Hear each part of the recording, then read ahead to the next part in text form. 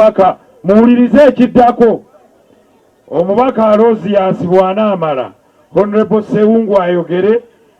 Bakulu ba meeya abakulembeze b'ebitundu tuyina bangi naye sigenda bazzaako. Mugenda kwogera boogezi linnya bw'olisukkamu nga nkuggyako. Weebale.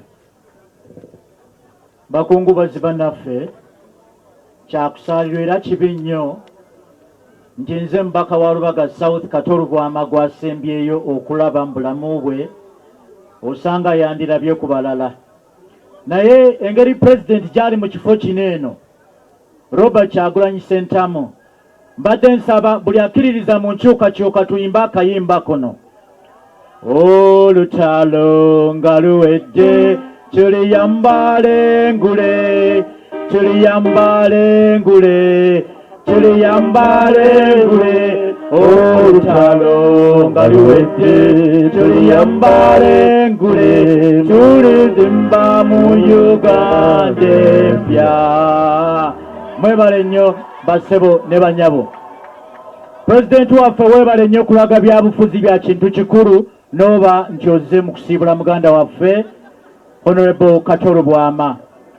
Nze nno okwawukanako n'abantu abalala bannabyabufuzi abasinga bazze mu kifo kino eno olw'okubeera nti abantu be mubuusabuusa amaaso be mutasoosowaza ababookya kasooli, abavuzi ba bodaboda, abatunzi b'amatooke, ab'oku butaala, ab'ennateete, ab'oku ttaano, ab'ennateete mu kigagga ne Busega abaalabamu ekyama Honorable Katoro Bwama ne bamufuula omubaka wa Parliament owa Lubaga South.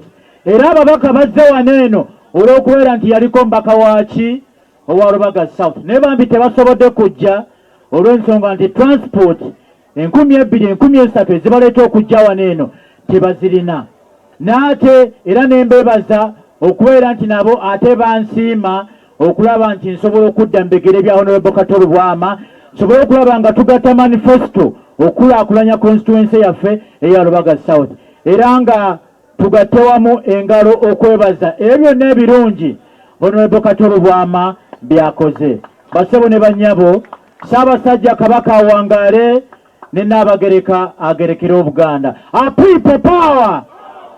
Our power!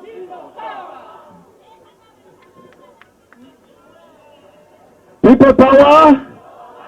Our power! Kitalo nnyo, kitalo ddala, naye ngenda kola